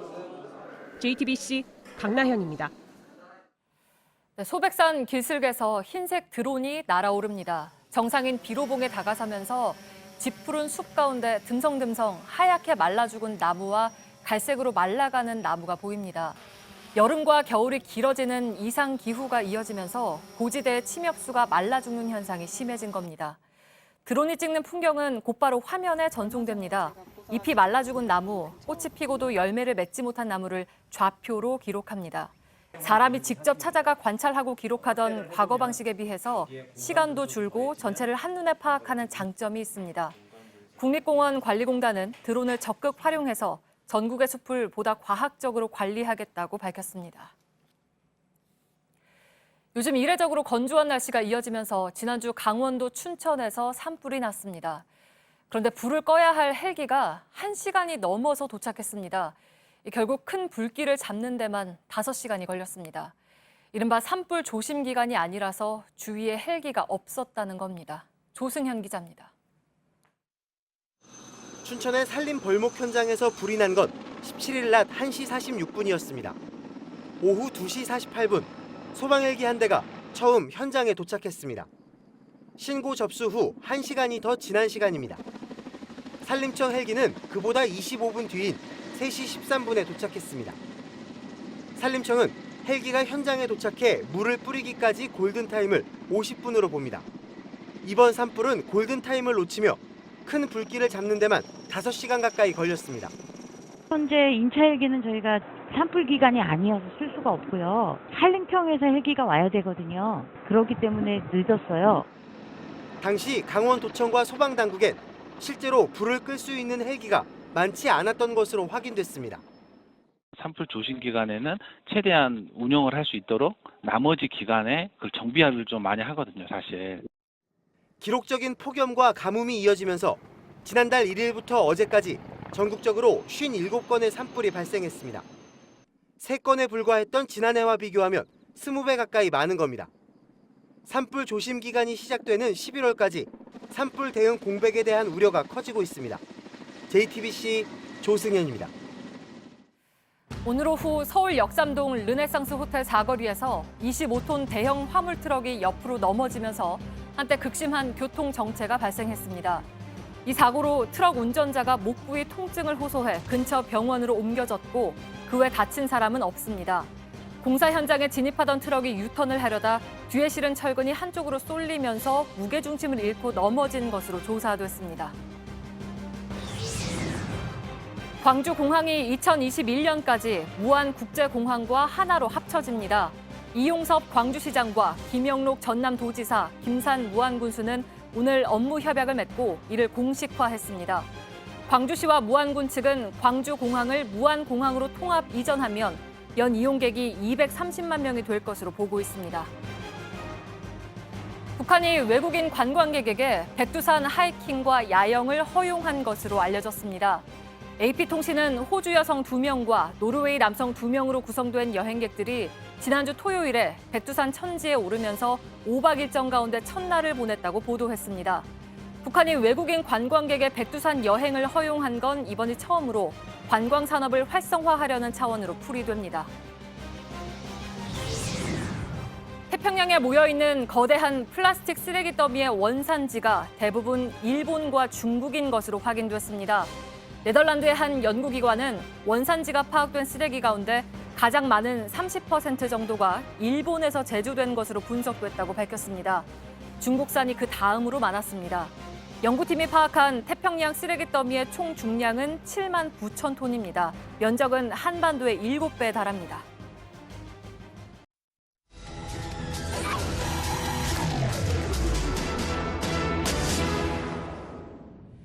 네, 일부 대기업 오너들이 수입품을 밀반입한 정황이 드러나면서 최근 세관 검사가 한층 강화됐습니다. 하루 평균 20만 명이 오가는 인천공항에서는 숨기고 찾아내는 숨바꼭질이 이어집니다. 밀착 카메라 김도훈 기자입니다.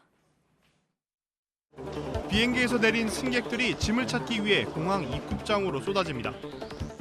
프랑스와 이탈리아를 출발한 여객기가 이곳 인천공항에 속속 도착하고 있습니다. 북미 지역이나 유럽에서 출발한 비행기가 도착하는 시간대는요, 세간의 단속 인력도 집중적으로 늘어납니다. 면세 한도를 넘긴 물건을 몰래 들여오려는 시민들과 세간 사이의 눈치 싸움도 치열해지기 때문입니다. 입국장에선 혹시 모를 밀반입을 막기 위해 사복을 입은 세관 직원들이 인파 사이를 오가며 수상한 행동을 하는 사람은 없는지 살핍니다. 같은 시각 엑스레이 판독실에서는 승객들의 짐 가방 속 숨겨진 물건이 없는지 꼼꼼히 분석합니다. 해외여행에서 산 물건 면세 한도는 이화 600달러, 우리 돈 67만 원 정도입니다. 유럽은 아버지 명품 쪽으로 많이 보고요. 중국은 주로 약이라든지 의약품 그런 거 많이 보고. 한도를 넘는 제품들이 보이는 가방은 곧바로 노란색 전자자물쇠가 채워집니다. 자물쇠가 채워진 가방은 별도로 짐 검사를 받아야 합니다. 승객 짐 가방을 열자 해외 유명 브랜드 포장지가 나옵니다. 포장이 벗겨진 명품은 면세 한도를 훌쩍 넘습니다. 주류의 경우 1인당 한 병만 반입이 가능하지만 일부 가방에선 반입 한도를 넘긴 술병들이 발견됩니다. 몇 병 갖고 오셨어요? 4병. 신고를 하지 않은 반입품들은 추가로 가산세 40%가 붙습니다. 최근 일부 대기업 오너들의 밀반입으로 세관 검사는 더 강화됐습니다. 언제 구매하셨죠? 구매 금액 기억나시나요? 승객들 짐 검사를 끝낸 자리엔 전자자물쇠가 수북히 쌓여갑니다. 고가의 이제 가방이라든가 시계 그런 걸 좀 많이 구입해 오세요. 면세점 구매 내역이라든가 해외 결제 내역 이런 것까지 확인하면서 강화된 단속에 잦은 신고 사례도 늘고 있습니다.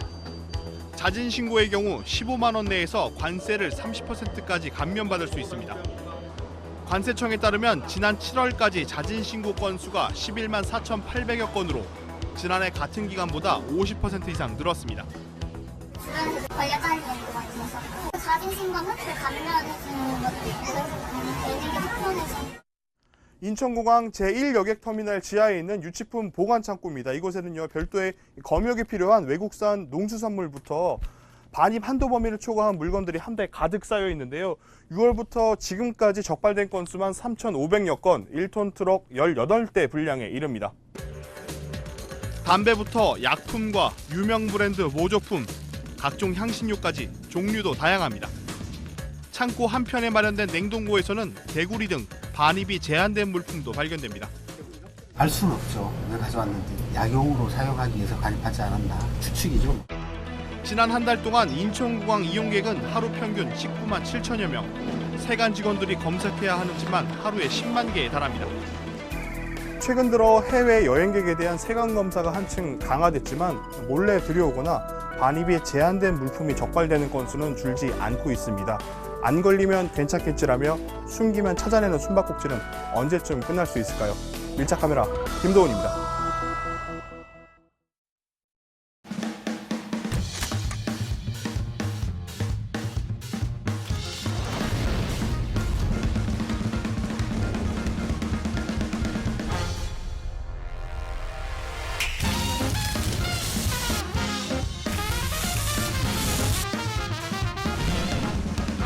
모든 것을 압도하는 예술적 스테이크.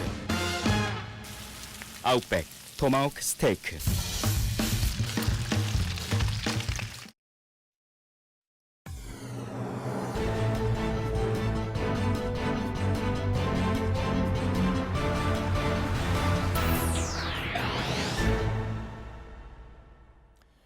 뉴스룸의 앵커 브리핑을 시작하겠습니다.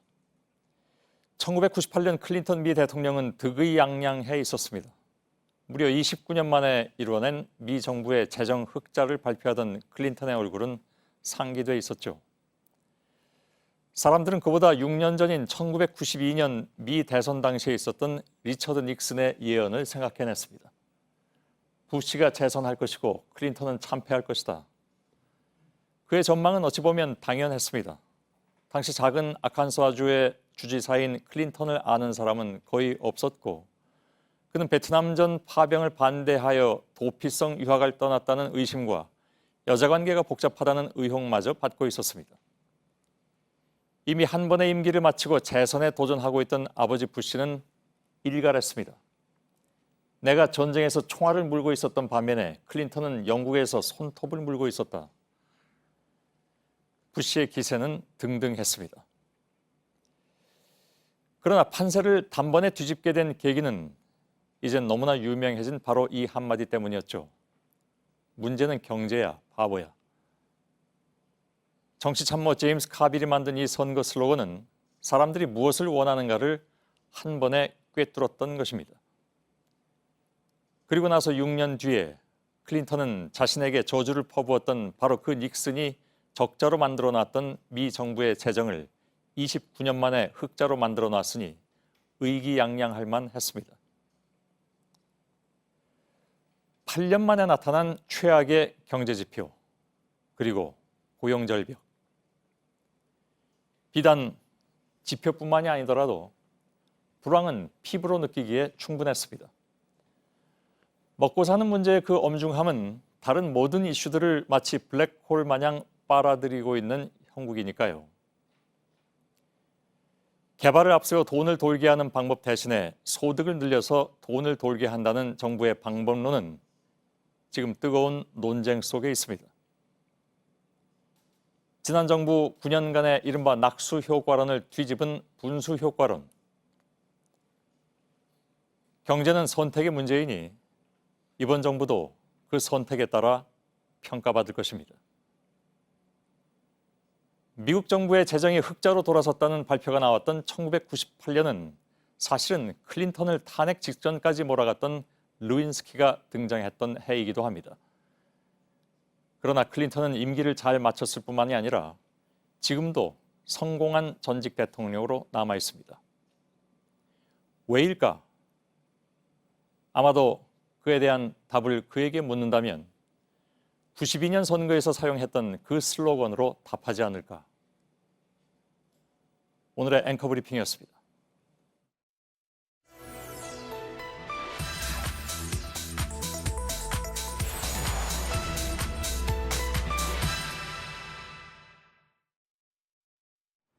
네, 주말과 휴일 사이에 국민연금에 대한 여러 정보들이 확산됐습니다. 핵심은 불안과 불신이었습니다.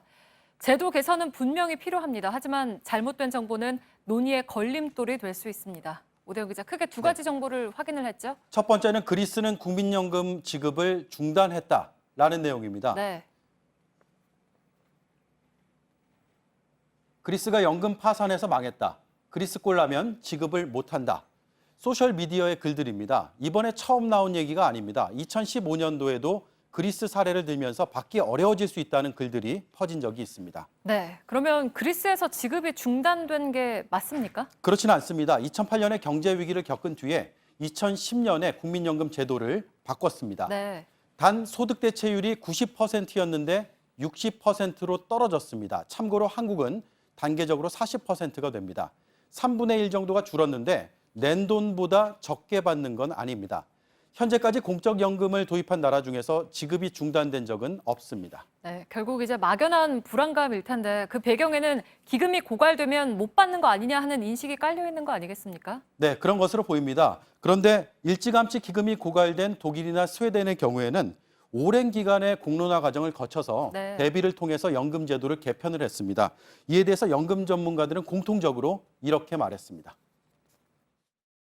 연금이 지급되지 않는다라는 거는 그 국가에서 일반 공무원이라든지 기업 같은 데서 월급도 제대로 못 줄 정도의 상황이다라고 봐야 되는 거예요. 국가의 부도 뭐 전쟁, 뭐 내란, 옛날로 치면 무슨 뭐 엄청난 전염병, 뭐 이제 이런 상황이 아닌 한 지급되지 않는다라는 건 어렵고.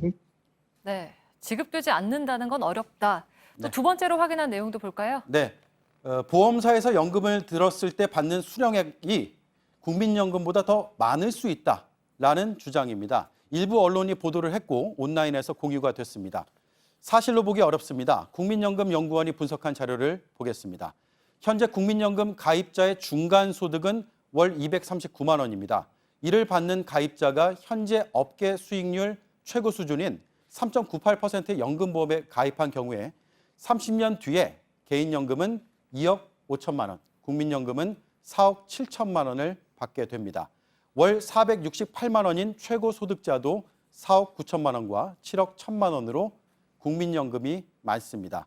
국민연금은 물가를 반영하고 현재의 소득을 미래 소득으로 재평가하는 구조이기 때문입니다.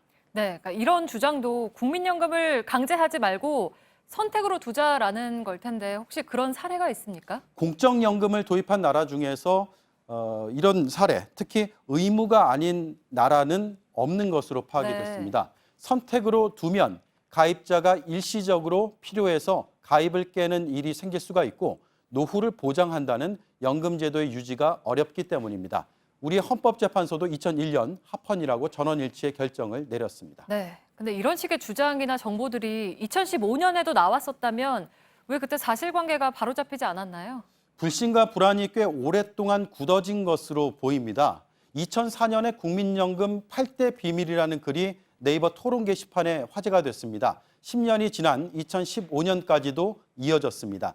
사실이 아니라는 보도들이 당시에도 있었습니다. 정치권의 설명과 설득은 부족했던 것 같습니다. 오히려 선거 때 설계만 잘하면 보험료 증가 없이 대체율 50%가 가능하다는 공약이 나오기도 했습니다.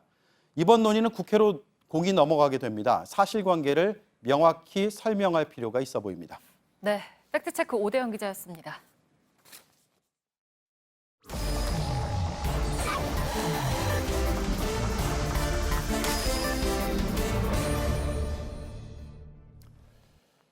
예, 비하인드 뉴스를 시작하겠습니다. 박성태 기자. 예. 첫 번째 키워드 열죠. 예, 첫 키워드는 한 놈만 팬다로 잡았습니다. 제목이 심상치가 않습니다. 예. 무슨 영화에 나왔던 대사 같기도 하고. 그렇습니다. 주유소 습격 사건이라는 옛 영화에 나왔던 명대사인데요. 예. 오늘 자유한국당이 의원 연찬회를 가지고 있는데 여기에서 김성태 자유한국당 원내대표가 야당이 가져야 할 자세로 바로 한 놈만 팬다의 정신을 주문했습니다. 예. 직접 들어보겠습니다. 양아치 거의 건달들이 모여서 나쁜 짓을 하는 거. 그 중에 하나는 집중해서 한 놈만 펴자는 끝장을 보여주는 이 투지는 사실상 야당으로서 가장 무서운 문제입니다. 예. 영화 속 건달들이 하는 짓이라면서도 한 놈만 팬다는 배워야 한다고 했는데요. 지금까지 야당이 문제 제기를 할 때 흐지부지하는 경우가 많기 때문에 끝장을 봐야 한다고 주문했습니다. 그런데 이 표현은 김성태 원내대표가 따로 준비한 소책자 우리는 야당이다에서도 나오는데요. 여기에도 한 놈만 패는 집중력이 필요하다면서도 만약 그게 안 된다면 무차별 난사도 나쁘지 않다라고 주문했습니다. 그러니까 핵심은 한 놈만 팬다기보다도 일단 팬다에 있는 것으로 보입니다. 예, 알았습니다. 예, 제가 책자를 들고 나왔는데요. 바로 이 책자가 오늘 연찬회에서 뿌려진 소책자입니다. 우리는 야당이다. 기자들이 구해왔나요? 그렇습니다. 예. 야당 의원으로서의 정신을 강조한 책자인데 사실 김성태 원내대표가 작년 원내대표가 되기 전에도 거의 똑같은 책자로 야당 정신을 강조한 바가 있습니다. 그게 제목이 다른가요, 두 개가? 그렇군요. 예. 2018년 책자는 우리는 야당이다로 돼 있고요. 예. 2017년 7월에 내놨던 책자는 이제는 야당이어야 한다로 돼 있습니다. 예. 아무래도 이제 정권이 바뀐 다음에 얼마 되지 않았었는데 이때 내용과 두 책자의 내용은 거의 똑같습니다. 추가된 부분이 있는데 그는 올 상반기에 바로 성과 부분입니다. 여기에 대한 평가인데 일부 재미있는 평가가 있어서 제가 몇 개를 가지고 왔는데 올 2월에 김영철 북한 통일전선 부장이 방문했다가 돌아갈 때 당시 자유한국당 의원들이 통일대교를 막아선 적이 있습니다.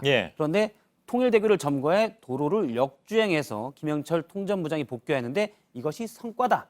자유한국당의 존재를 보여줬다라고 평가를 했고요. 도로교통법을 위반했군요.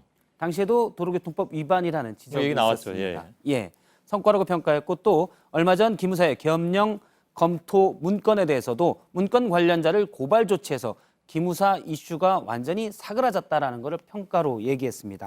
당시에도 기무사 문건 유출 프레임으로 물타기를 하고 있다는 지적이 있었는데 물을 잘 탔다고 성과라고 한 겁니다. 그걸 아예 이렇게 인쇄된 책자에 냈다는 얘기인가요? 이 책에 그대로 있는 내용을 저희가 그래픽으로 보여드린 겁니다. 그러니까 언급결에 모든 걸 다 고백한 그런 상황이 된 건가요? 그렇습니다. 아니면 일부러 했을까요, 저거를? 일단 물은 잘 탔다고 얘기를 한 건데 뭐 내부적으로 당시에 성과가 있었다라고 스스로는 평가를 한 겁니다. 예, 알았습니다. 두 번째 키워드는요? 두 번째 키워드는 시의원의 자격으로 잡았습니다. 예, 어떤 자격입니까? 오늘 공주시의회 민주당 박석순 의원이 본인의 독특한 명함에 대해서 의회에서 공식적으로 사과를 했습니다. 사과 내용은 충남 공주시를 얘기하는 거죠? 그렇습니다. 예. 사과 내용은 소박한 심정으로 명함 뒷면에 남편의 사업장을 게재했다. 배우자로서 가정에 도움을 주겠다는 소시민적인 생각이었는데 진심으로 사과한다였고 초선이어서 잘 몰랐다라고 얘기를 했습니다. 예. 문제의 명함을 잠깐 보도록 하겠습니다. 지난 주말에 뉴스에 좀 나왔었는데요. 전면에는 보통 정치인들의 명함과 흡사하게 되어 있습니다. 공주시의회 그다음에 이름이 되어 있는데요. 문제는 바로 뒷면입니다. 같은 명함의 뒷면을 보면 모 보험회사의 우수협력업체, 무슨 자동차 공업사, 또 김구출동 번호까지 적혀 있고요. 너무 자세하게 올라 있는데요. 예, 카센터 번호와 농협 계좌 번호까지 적혀 있습니다. 예. 민주당 비례대표로 시위에 들어온 박 의원은 명함에 남편의 카센터 연락처를 기재를 했었는데 가게에 도움이 되고자 하는 소박한 심정이었다고 하지만 예. 시의원이 규제 등의 영향력이 있는 것을 감안할 때 이것 시의원에게 잘 보여야 되는 사람으로서는 절대 소박하게 볼 수 없는 명함이었습니다. 초선이라서 몰랐다고 하지만 그 초선하고 아닌 거하고 상관이 없는 것 같긴 합니다. 예. 예. 사실 당초 의회 사무처에서 저렇게 명함을 제작해달라고 하자 이런 식의 명함은 힘들다라고 하자 개인적으로 제작한 명함입니다. 그러니까 예. 문제점을 좀 지적이 있었다고 알려졌고요. 지방자치단체나 시의회, 지방자치단체, 시의회나 도의회는 좀 감시가 덜한 편인데 오늘 충북 제천시 의회에서도 의회 홍석영 의장이 본인의 부인이 대표로 있는 건설업체에 제천시가 수의계획으로 공사를 줬었는데 법에 어긋나는 부분입니다. 얼마 전 감사원에서 적발이 됐었는데 감사원 감사에 적발이 됐었는데 이 부분에 대해서 공식적으로 사과하기도 했습니다. 예. 여러 가지 일이 있었군요. 세 번째 키워드는요? 세 번째 키워드는 곤혹스러운 동메달로 잡았습니다. 예. 무슨 얘기입니까? 지금 인도네시아에서는 아시안 게임이 한창인데요. 어제 수영 경기가 있었습니다. 남자 자유형 200m 경기에서 중국의 수영 스타인 순양 선수가 금메달을 차지했었는데요. 일본이 은메달, 또 다른 중국 선수가 금메달이었습니다. 그런데 국가가 연주되고 국기가 올라가다가 국기 개양대가 저렇게 쓰러지는 일이 발생을 했습니다. 지금 밑에 보면 오른쪽에 빨간색 국기 둘, 일본의 하얀색 일장기 국기가 쓰러져 있는 모습을 확인할 수가 있습니다. 상황이 상당히 좀 당혹스러웠고요. 어쨌든 쓰러진 채로 국가는 연주가 됐고 상황을 좀 수습하려고 했는데 잘 안 됐습니다.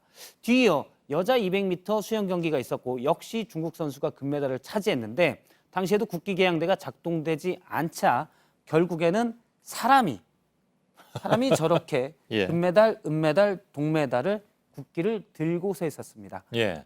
가운데 좀 손을 높이 쳐든 것이 금메달이고요. 은메달은 눈높이에 맞췄고 동메달은 그냥 들어도 은메달과 차이 나기가 쉽지 않기 때문에 밑에 보면 다리를 쪼그린 모습을 확인할 수가 있습니다. 저는 그 금메달 기를 들고 있는 사람이 제일 힘들 줄 알았는데 동메달 기를 들고 있는 사람이 제일 힘들 것 같습니다. 그렇습니다. 예. 약간 보면 스쿼트 자세, 손을 앞으로 나란히 옛날에 벌선 자세 비슷한 모양인데요. 다행히 국가가 그렇게 길지 않아서 1분 30초 내에 끝났습니다. 긴 국가가 나오면 참 곤혹스럽겠군요. 예, 다행히 근데 대부분의 국가는 1분에서 1분 30초 정도로 국기 개양 시간에 맞춰서 연주한다고 해서 일단 안심하고 들었을 것으로 보입니다. 어제 수영 경기에서는 좀 국기 개양에 사고가 여러 번 있었는데요. 우리나라 이조 선수가 동메달을 땄었는데 국기 개양이 나중에는 제대로 됐는데 맨 오른쪽 태극기의 순서가 모양이 건공감리의 모양이 바뀌었습니다. 그렇군요. 지금 건이 왼쪽 상단에 해야 되는데 오른쪽 상단으로 옮겼고요. 바뀌어졌고요. 지금 저 모양이 오른쪽 모양이 정석인데 건공감리에 제대로 된 모양인데 잘못 달았습니다. 또 이렇게 삐뚤어지기까지 해가지고. 다른 국기 개양 사진도 보면 이 대가 힘을 갖고 평형을 맞춰야 되는데 양쪽이 좀 이 대가 힘이 없는지 양쪽이 처지는 모습들을 확인할 수가 있었습니다. 여러 가지 글들이 나왔군요. 알겠습니다. 박성태 기자였습니다. 수고했습니다. 네, 중부 일부 지방에 내일 오전까지 비가 오는 곳이 있습니다. 오후에는 다시 전국적으로 폭염특보가 확대됩니다. 그 다음에는 이제 태풍이 염려가 되는 상황이죠. 저희들은 내일도 최선을 다하겠습니다. 여러분 고맙습니다. stop you crying, it's a sign of the times. Welcome to the final show. I hope you're wearing your best clothes. You can't bribe the door on your way to the sky. You look pretty good down here, but you ain't really good